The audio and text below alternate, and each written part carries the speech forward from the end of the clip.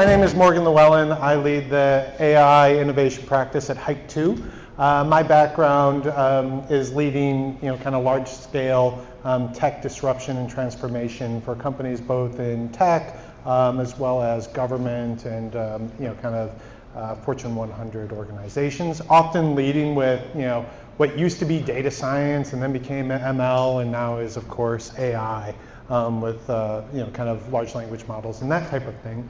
And Leo, would you like to introduce yourself? I do have a long title. My boss likes long titles. But I effectively head of legal ops for Salesforce. Been in this role for about 6 years, and for the last 2 or 3 years been doing a little of a side gig with partners like HIKE2 and others, really promoting how the platform and Salesforce can transform both legal departments as well as sort of law firms and how they run their business. So it's been an amazing partnership with this group as well as others as we kind of make inroads in the industry and show a lot of peer work and a lot of gratitude to those folks here in the room that have been on that journey with us. And so the idea here is to be able to share a little bit of our thoughts. Both it's not as much about the platform, but although we'll touch on that. But really, how do we think about running a legal ops operations, both on the platform, but really in this agentic era, which is really our focus today. Yeah, I think that's one of the really interesting things. So both Leo and myself, we've been doing AI and agentic now for years and on the platform. And so we'll have probably 20 or so minutes at the end. So feel free to ask questions about kind of what we've done, how we've done it. Welcome to take any questions. That said, just kind of understanding where everyone is, how many people have kind of built an agent or a custom GPT model in the room? Just trying to understand where folks are at. How many have, raise your hands? So about half-ish, okay. All right. And when it comes to those types of agents, how many people would describe the type of agent they've done as foundational? That is, looking at a knowledge base and being able to summarize or answer questions about a knowledge base. Raise your hands. Okay, so most of the folks who've done that. Yeah. Morgan and I went back and forth on this model. And this is a framework that we use internally a lot, but I think it's a powerful way to think about that evolution and maturity around AI and agentic workflows. Like I said, in the beginnings, like we spoke earlier about the intake channels and some kind of a streamlined intake and deflection. That initial use case, if you think about an agent as a multi-turn kind of a capability, right? You can ask questions, you can more questions, that kind of capability. If you have a good knowledge base, or you can curate a good knowledge base, it's a great opportunity. It's a great use case to get people to self-service on material and questions that you have in a sort of generic way. Not generically as in beyond your company, but a generic way as in not specific maybe to their account or their agreement or their case, but like, how do I do this? How do I do that, right? So those types of, and it's amazing how much of that really frees up a team like a legal department to focus on the more strategic, less like where's the bathroom kind of questions, right? So I think that is a super powerful thing. That is something that we've done not as a multi-turn agent early on, but really as initially just as a single question and get an answer kind of thing, and now moved on to a full agentic multi-turn component. And that's where we've seen a lot of folks begin that journey. The next step on this evolution is really is augmenting that sort of a generic knowledge base, articles and content into what I call record-specific information, right? So now you have an agent that's not only traversing knowledge base about your business or how do you go about your business or policies and procedure. Policies is a great use case for that. We have our policies grounded so people can ask questions. They're grounded and get answers grounded on internal policies, right? But it can also get answers that are based on a specific record. When you think about a specific record, it's like, does this account, so now you say, how do I generate an MSA? I'm like, oh, here's how you generate an MSA. Like, does the HIKE2 account have an MSA with us already? So now that agent can traverse down on structured data set, and sometimes a structured data set, to find specific information and retrieve that. So not only here's an MSA, but now I gave you specific information about a specific account, a specific opportunity, a specific matter, specific contract. And that is a great evolution, right? So now there's another chunk of questions that people would have come to us for that they can self-service and move faster. And really the last bit, the last mile, but really I think that's where agents truly break through in terms of their ability to drive value, is when they actually can do something, right? So far the agent has informed in a precise way, but hasn't really done anything. So this more advanced model is like, if you stick with a MSA kind of use case, so how do I generate an MSA? Here it is. Hey, does HIKE2 have an MSA with us? Maybe they don't, which is not the case. But then say, okay, do you want me to create an MSA for you, for HIKE2? Right? So this agent is now taking action on your behalf, and maybe it's taking action on behalf that others that you would have relied on to do the work.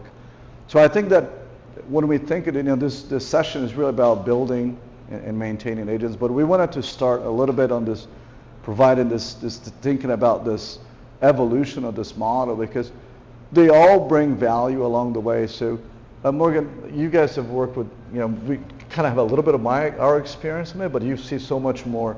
How do you see people advancing through those models? So we can talk about use cases. I think one important thing to point out is, one of the questions we often get is, how do I get started? Where do I get started? How do I advance through these use cases? And often people are at the end thinking, well, how am I dealing with permissions? And how am I dealing with data access and all these other things? And what I like about this model is some of those things you don't have to address on day one. Yes, you have to have an idea that you're going to have to deal with data governance, but if you start with your simple foundational models, you don't have to worry necessarily about all the different data sources having access to your large language models. What are the ones you need to worry about today? And then you can evolve to, how do I think about governance and access across different data sources? What can be looked at? What can't be looked at? What can be combined? What's the source of record when I'm combining across multiple different data sources? And then the third is, okay, now you get to permissions, right? Can something take an action? Can an agent actually take an action? How do I allow that agent to take an action? How do I think about monitoring, observability, that type of thing? And so when we have conversations with a lot of organizations who are on this agentic path, and frankly, everyone's on the path at this point. You might not know you're on the path, but you're on the path. The goal is to get to advanced, but you don't have to go there on step one. What you can do is walk through it, and you can walk through it reasonably and at pace. And so that's, I think, where we see a lot of kind of organizations wanting to start and understand beyond the use cases is, how do we get started, and where does governance come in? And the fact of the matter is, if you're starting with one small agent, you probably don't have to worry about that today. You need to start thinking about when you're thinking about evolving, when you're thinking about those advanced agents. That's really where you want to be focused. Yeah, the one thing I would add too is that remember, if you're using the Salesforce platform, some of that governance is sort of native on the platform, like access control, right? So you can't do really anything without thinking through that. And even on the foundational models, right? One of our first steps beyond sort of what's a knowledge that's beneficial to, in this case, all Salesforce employees, right? So there was a very low bar of complexity. Now there's some knowledge that we think that should be to sellers only, or maybe only to our legal team. So now you have knowledge, really just more of a knowledge base, but you have a little bit of governance on access, because there's some articles that we, and no disrespect to the sellers in the room, but there are some articles that maybe want to be only facing the legal team, so they can interpret to that and give the right advice to our sellers. So there's some component of the platform that just, it's almost like you get it free with this journey, right? And you're building on it. You're building on it. The one thing that I would say that, we have a slide, I think it's after this one maybe, talks about governance, and maybe we can click on to that. The notion of, I think for those of you who were here when Oyungo spoke earlier today, I think it was around lunchtime, he spoke about the notion of the AI being sort of the mirror that really exposes a lot of that. And I'm going to steal that because I love that bit. You know, it really sort of amplifies a lot of what your data tells you. So even in that early stage of that early agents that are based on knowledge, right? You put an AI on top of it, and then all of a sudden, whatever was in this article base will come forward, right? So you've got to be really thoughtful. How do you govern the knowledge base? How do you curate the knowledge base? How do you continue to look and monitor in the knowledge base? Do we want to take a pass through this journey, Morgan? Yeah, let's take a pass through the journey. One thing I would like to come back to is evolving real quick. Let's talk about a specific type of agent, because the thing I hear over and over again is data quality, data quality, data quality. And agents, actually, this evolving agent, that's an excellent place to start using agents to enforce better data quality across different data systems. And so that's a use case that we see on the Salesforce platform, off the platform, around how do you start thinking about evolving? What are some of those first use cases?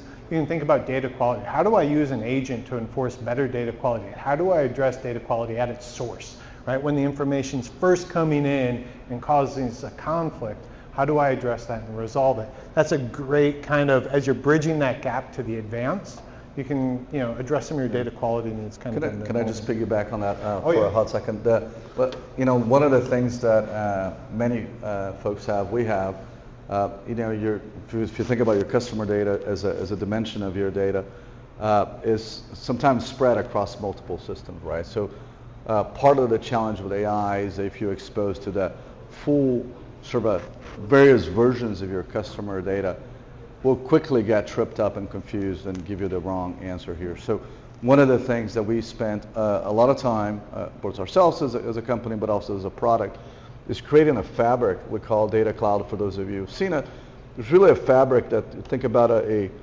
foundational layer. It's not a data warehouse, it's not a data lake, but it's really an integration layer that makes sense of all the data model, your various views of your customer, to give you sort of a unique data layer, integrated view of that customer data, which then you can layer in an AI on top of it. And back to Young's point, now you have something much better to be amplified going forward than that fraction and view that you normally would have. Yeah.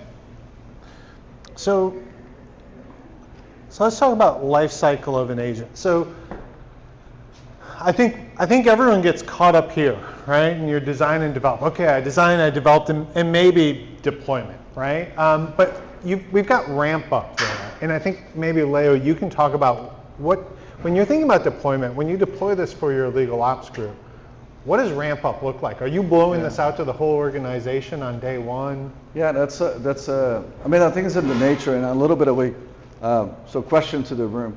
How many of you think that this slide should go clockwise versus counterclockwise? Who thinks it should go clockwise?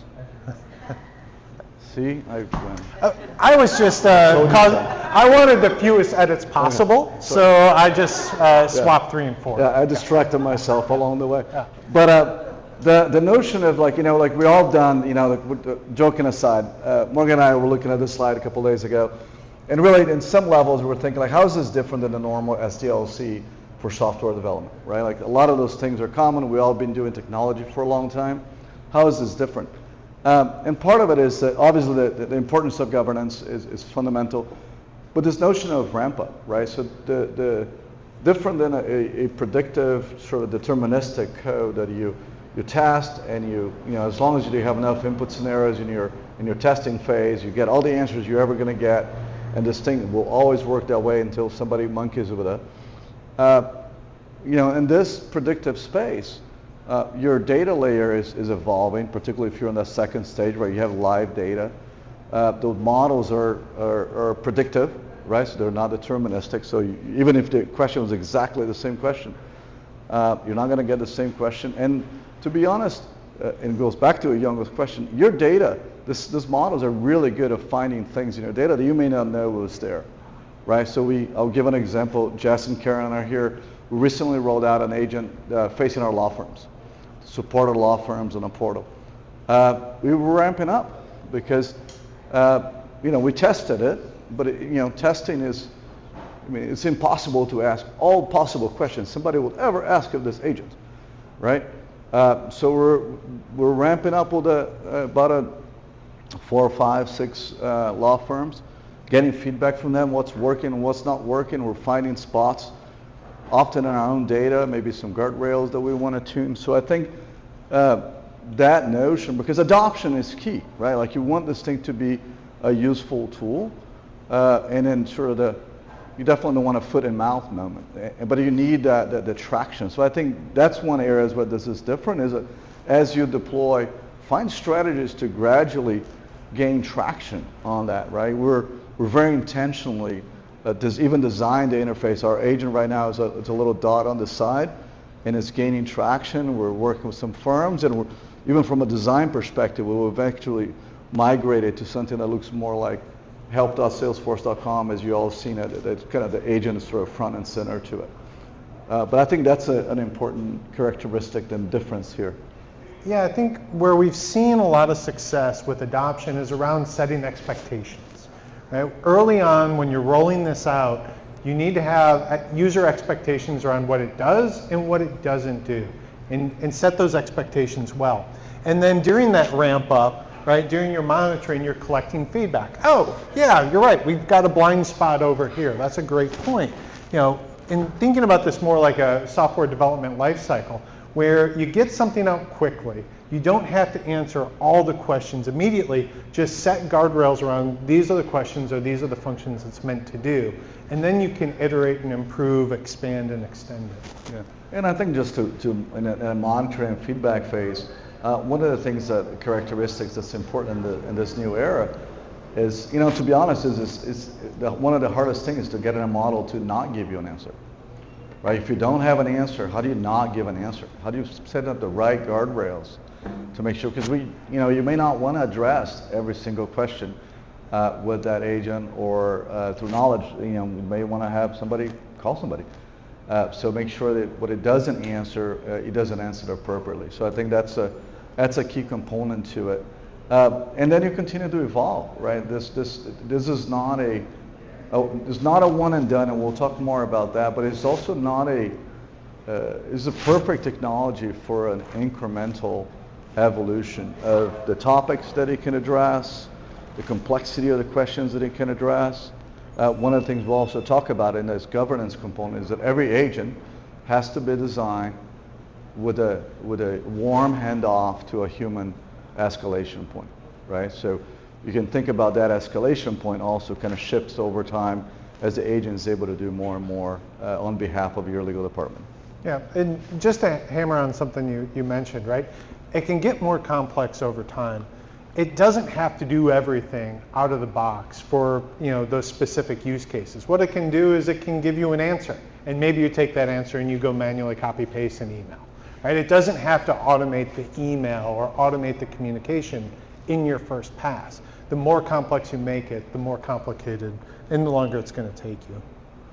All right, okay, so what are some of the challenges that we've seen as we've deployed AI agents in a number of places? I mean, do you want to take the first one? I think this is the real sticking point. Yeah, I think that is a, in the legal space, we always have had sort of folks focus on knowledge management in law firms and sometimes in legal departments. It might have tended to be a bit of a sleepy corner of the business. But now I think there's a real resurgence on the importance and the impact of that group. Like as we spoke earlier, the agent would amplify whatever is there, so it better be right. And we found, even in our own areas, that the articles that we used internally as our source of knowledge, that we thought they were right, and then when we were exposed to an agent, and we saw some weird answers that turns out actually, if you look down, like, yeah, the way we described it wasn't quite right. The point here is that, to the not one and done, this is an ongoing task, right? So having both the discipline of knowledge management, but also the associated, we'll talk more about it later, the associated resources to maintain this ongoing, right? Knowledge won't be right at day one, and it'll for sure be outdated at day two. So how do you stay up to keep that current and really keep your agent up to speed on that? Do you want to talk a little bit about the accuracy and testing, or? Let me talk about data sources real quick. How many people here get reports of any kind, some sort of financial report, whatever? How many people have had that report broken when a data source has changed? Everyone who's ever gotten a report, right? Agents can have the same problem. So this is another thing you need to be thinking about when you're incorporating outside data sources. Think financial systems, lake houses, what have you. You need to think about how are you tracking what sources that agent has, and how do you have an alert or a notification when that source maybe gets moved, deprecated, changed, whatever. Accuracy and testing, this has probably been the bane of my existence for the last 20 years. How do you do accuracy and testing? And how do you convince people who are expecting a deterministic outcome that probabilistic is okay? Like, how do you do that? Short answer is you don't. Make everything deterministic if you can. Accuracy and testing. So how do you do this well in the agentic world is what you want to do is you want to slim that use case down into something that looks binary, yes or no. And that's really kind of the trick when you go to accuracy and testing. The other thing you want to do is try and roll this out to a small number of people who can really inform you around, it would be better if it did this, it would be better if it did that, I don't like this. How do you get a small trusted group and you don't burn your credibility with a broad rollout? Is important. And that's one of the areas where the platform really comes to help you, right? There are capabilities on the platform that not only allows you to build agents, but allows you to ongoing test agents for their accuracy. Like paradoxically, you actually use another LLM to read the answer of the first LLM to compare that. What do you thought the answer should be of those questions are you asking? It's kind of roundabout.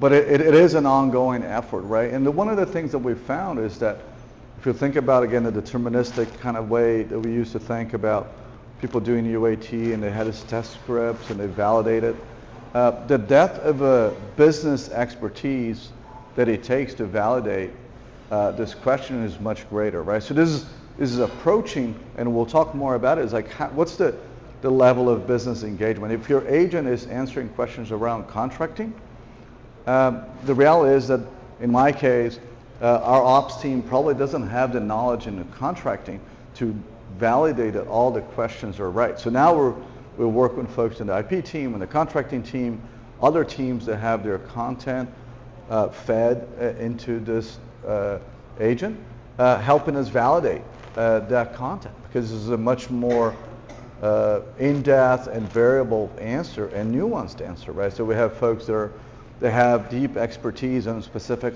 for example, company policies to judge that, is that answer that's grounded on this policy the right interpretation of the policy, right? Or do we need to think about restructuring how the policy is written so that LLM reads it more appropriately, or a knowledge article?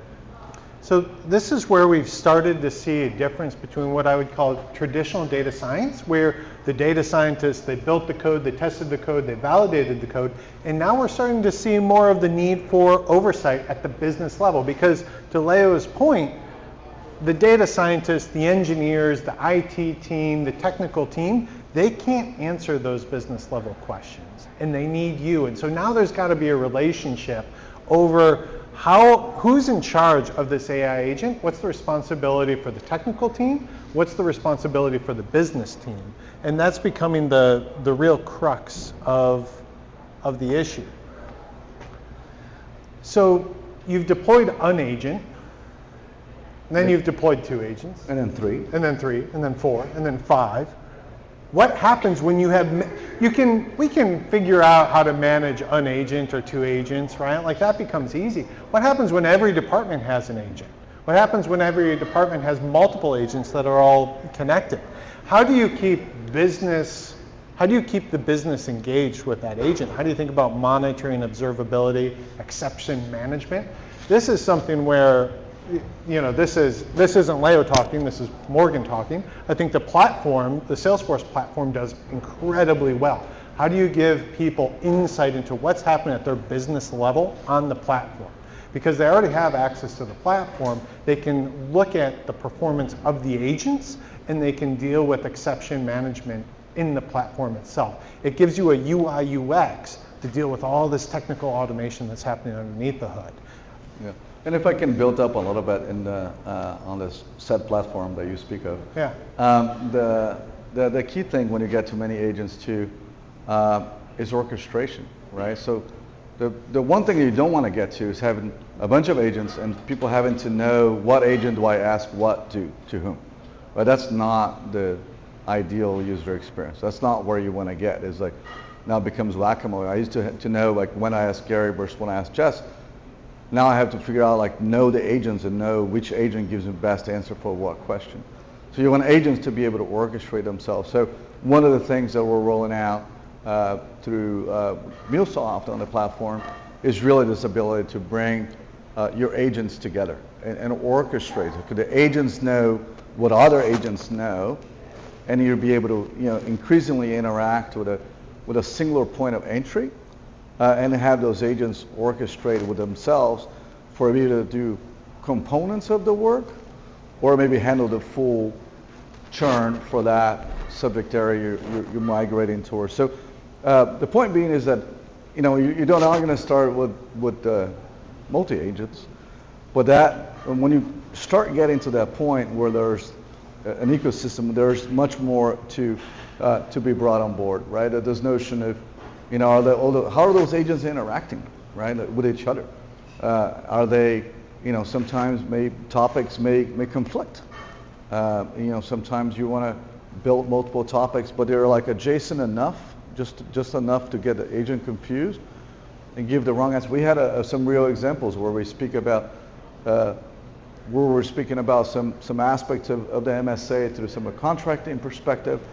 Our revenue recognition team had other aspects of the MSA from a revenue recognition perspective, and those articles existed in separate worlds, and people got to it when they were in a track.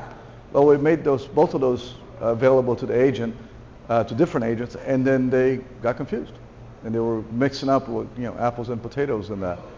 I'm not sure if it was that, but they were mixing the concept. So the notion of what is the fabric of agents, what is the fabric of information they have access to, and we're going to come back to governance too. Governance is, I think, if we put at the center of that supposedly counterclockwise dial, but it's a fundamental concept from the beginning, right?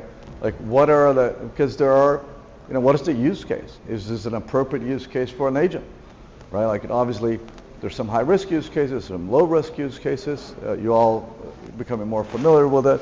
So from the inception of the agent design, you want to have some governance, and the governance live on, right? So as the agent gets deployed, how does this agent continue to function? Is it continue to give, is the guardrails working appropriate way? So this notion of now in the multi-agent world, this is a really scaled operation, something that we're thinking and acting on in a quite a focused way at Salesforce. And so let's talk again about every agent needs to have a kind of a human exception path. And I'm in sales, Leo's in legal. How do we provide monitoring and observability and knowledge over where to intervene, what needs to be intervened with when everything's being automated? Being able to have one place to go to from sales, I'm going to Salesforce. I'm in Salesforce, I'm in the platform, and here are all the agents under my purview that I need to be paying attention to, and here's all the alerts and all the activities that have happened. That can be done here. And Leo can have the exact same view for him and all the agents under his purview, right? Because we need to have monitoring and observability at the business level, because if a flag's being thrown and a manual exception needs to be had, it's not the person in IT who can go and say, oh, you're right. Like, we've got conflicting data sources in our MSAs. Like, that's not their job. It's got to go to Leo. Yeah, and this is a role that's evolving, right? It's a business role. There's two roles that to me are data governance has always been important, is now ever more important because this thing turns out amplifies everything you have. And then this notion of like, whose job is the oversight of this agent, right? And increasingly, that will become, in my mind, I think, a role of a business practitioner in the area that the agent supports, right? This is not an IT role. This is not necessarily an ops role. This is somebody who has deep expertise in that space and is leveraging the tooling and the day-to-day capabilities of the platform to assess how is this process continuing to, both on the downside, is it going off the rails? Do I need to pull the brakes on it? Do I need to intercept? But also, how can I improve and make it better? Yeah, and this is not theoretical. This is what great organizations are doing today, is they're putting the ownership of the agents in the hands of the business.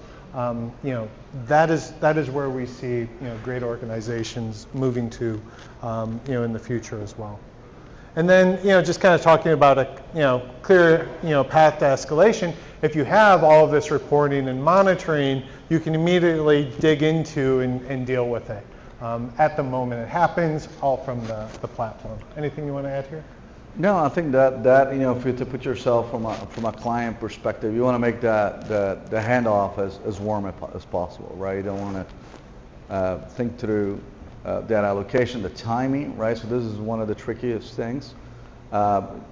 If somebody's engaged with a digital agent and getting this thing resolved, and it got to a point where it really should engage an attorney, for example, how do you want to manage that experience? Do you want to put somebody on a queue and then they'll come back to you when somebody's available?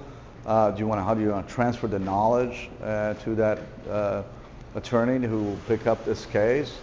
All those, I think, are important considerations to make sure that at the end of the day, you want to create a great experience for the person engaging with the agent so they come back and engage with the agent again. And coming back to that word expectations, you're setting expectations. It's not going to be right every single time, but you also have to have an expectation that you can fix it. And so you have to provide that fix, that human exception path. All right, so who's responsible for maintaining the agents? Leo, what? I think it's, when we talk about it as a shared responsibility, much more than it's ever been, right? I think that the technical teams have a role in building these agents and deploying and ensure that they're operating securely and with the right access control and so forth. But there is a new role, I believe, on business teams that's accountable for the ongoing accuracy and performance of that agent. How these get done, there's tooling for it, but it's a role that doesn't exist today, right? And it's a role that I think it's hard for us to. In the past, we thought about we deploy tools and then they're up and running, and then they're just an automation that basically now runs by itself. And these things allow for immense scale, but they do require some amount of oversight for continuing progress, right? Because again, the data, you have two variable things here. You have your data is live, so it's moving, and this model is encountering new data every day. And the models themselves are evolving, right? And aside from being a predictive technology, but the models themselves are evolving and may interpret data differently. Yeah, and I think the last part, just to kind of talk about responsibility is lifecycle management. Who's responsible for that? And again, it comes down to the business and IT. So just like any other piece of tech, right? Agents can accrue tech debt. And how does IT surface the need for addressing tech debt? But how does the business also surface the need to update a data source? And so there needs to be, kind of a focus from both that IT and the business on how do we, continue to iterate, improve, and maintain these agents. Because without doing so, they'll have a great agent on day one, but if IT and business aren't working together, the quality of that agent will fade over time. And so that's really what you want to avoid, and that takes thoughtful planning, thoughtful life cycle management. I think that takes us to our summary. Yeah, I think this is rolling into the Q&A, but if you haven't noticed it, what we're trying to bring forward in this notion of, there's practical ways to think about building agents and can you scale your way through it. But it's really, I think the key for success here is on the maintenance side, right? Now you have something to run that requires some deeper partnership between business and IT that's different than we've ever seen before. And we've seen examples where that's done very successful. And I think that as we'll evolve, and maybe a conversation we'll have here next year, it's like, what is the skill set of those individuals, right? They're not your everyday business practitioner necessarily. It tends to be a little more sort of data-centric, methodical, organized. But what are the skill sets? So I think this is really going to evolve into new business roles that are maybe distinct from where they are today, and really create I think, an immense opportunity for people to evolve their career into new and sort of exciting directions in this space. Yeah, and I guess just to kind of put an emphasis on that, I think what we're seeing is kind of the days of satisfying your CEO, satisfying leadership by saying, I did something agentic, I created a bot. Those days are quickly fading away.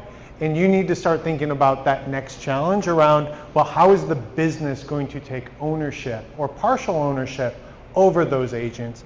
How are you going to have a clear path or a clear delineation between that agent and your work role and your team's work role? What does that clear exit path look like? How are you incorporating an agent into your workflow? That's what CEOs are going to be demanding tomorrow, and that's where you need to start thinking about being able to answer those questions. Not, did I create an agent? How is that agent embedded into our business? How is that agent embedded to our workflow? And what's the relationship between my team and the agent? That's really where you want to be over the next year. Just to close out on that, and I'll go back to the governance topic, because I think this is so important when you talk about CEOs. Every one of you who's thinking about having agents, hopefully you have some kind of AI governance, and it's not a legal thing, right? It's a cross-functional exercise of doing AI governance at an enterprise level. And the other pitfall of that is it's not a one-function thing, and it's not some kind of a gate to get through to deploy your agents, right? That's just the beginning of the story. Like, you're thinking about what you should do and what's the use case. That's the beginning of the journey. The trick, and how do you do this right, is how do you have this full life cycle governance over that agent, right? So that role that we spoke about is continue to be accountable to some corporate governance. So as an enterprise, we have real humans accountable for the outcome of these agents that are running increasingly, larger components of our business. All right, and with that, I think we can open up for some questions. Any questions? Yes, Jess. No, Mike, so you say. No. Given everything that you just talked about, what advice would you give to folks who are selling packaged agents to customers? What was that? So what advice would you give to folks who are selling agents to customers as a package? For folks who are selling internally, you mean, or? ISP partners, yeah. So if you're a product that has an agent, what advice would you give to those folks? Yeah, I mean, agents, if they're packaged in products, right? If you think about it, what an agent can do well is parse through specific data in a way that's designed, right? So you're creating specific topics and actions that are designed for a specific use case, and that's where custom build or maybe an ISP package type agent can really just shine, because it's designed to interact with a specific data set that application has brought forward, right? So, but that gives sort of to some degree, sort of the empty skeleton. So it's this agent that interacts with this action, this automation, right? The beauty thing of the agents is they leverage all the automations that you have already built. So that all is just a great out-of-the-box capability an ISP partner, an application provider can provide in that context. But I think it doesn't take away from, once you start filling in that bucket with data, that's your data, right? So now how that agent's going to interact with your data despite of the application, that now you're taking ownership over that agent and have to, a lot of the things that we spoke about then sort of kick into that. I've got one thought on that. I would say one thing not to overlook is the impact on the workflow changes to the workflow. Too often in tech, coming from tech, too often we think of the technical problem and how do we put automation, and we'll just automate it and it'll be better. But we're deploying agents that are changing workflows. And if we don't change the workflow, we've failed, right? But changing workflows is hard. And so there needs to be a human element beyond just the tech. And so focusing on that human element, on the workflow change, how do you get adoption to a changed workflow? That's absolutely crucial. Next question. I don't know if I've gotten all the way to question on this, but the obvious thing that jumped out to me is that we're going to have monitoring and oversight on these agents that are being built out, and that responsibility falls to business.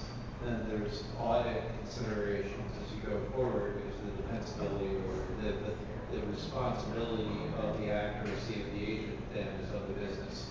And any thoughts of what that ends up looking like? I think you're absolutely right. Like it's like one of the use cases that has, it goes back to that governance. The governance is fundamental, right? So for every governance, is not just about the motion, right? You need the assets that demonstrate that those, what you said you're going to do, you're actually doing. For example, one of the use cases in that comes to play is that when you have an agent interacting with a company policy, and I ask a question as an employee, and I get an answer by the agent, I didn't really read the policy. I read the answer that the agent gave me about the policy.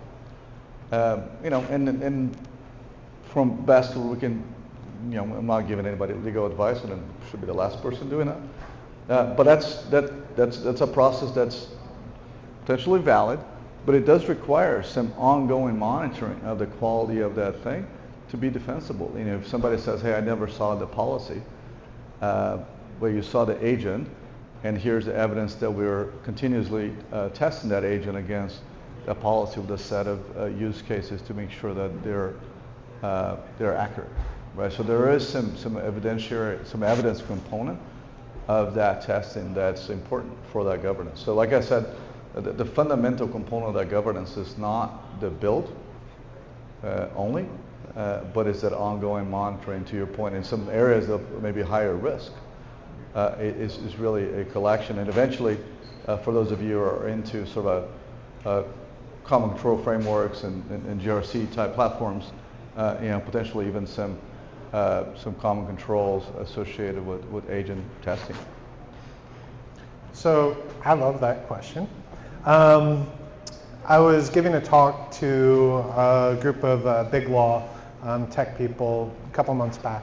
And I kind of dropped a grenade in the pool and basically posed that same question, like, should we or shouldn't we?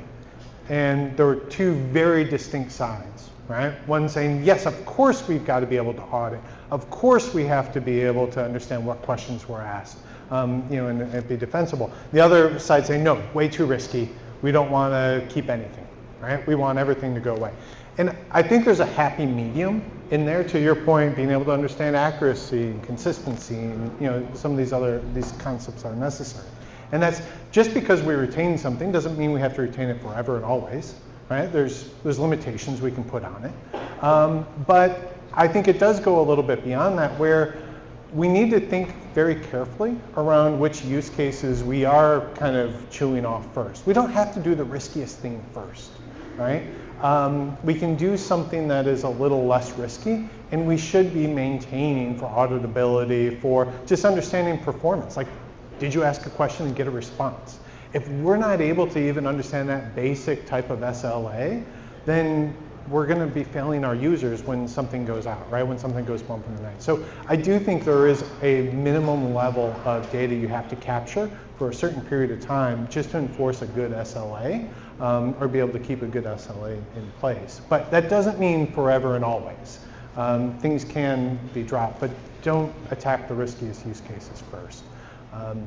The other nice thing, you know, I guess kind of harkening back to when I worked in HR tech is, you know, greater regulation is actually AI's friend in some cases. So having defined policy and saying it will do this, it won't do that, that becomes your friend, and that's something that you can support. And basically, you know, if you can defend that position, then your AI can be built to that defensible position, if that makes sense.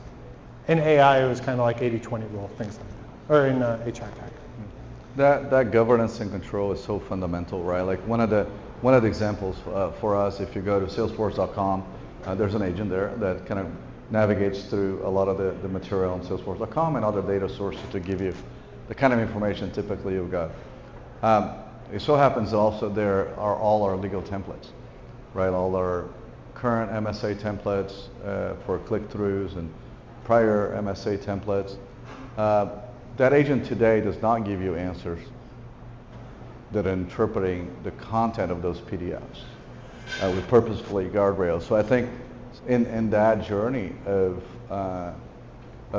control and monitoring and governance, I think just to what you said is that what your agent doesn't do is, particularly in our business where agents interacting with contracts and policies and really some critical information for the company, what your agent does and what your agent doesn't do is just as important.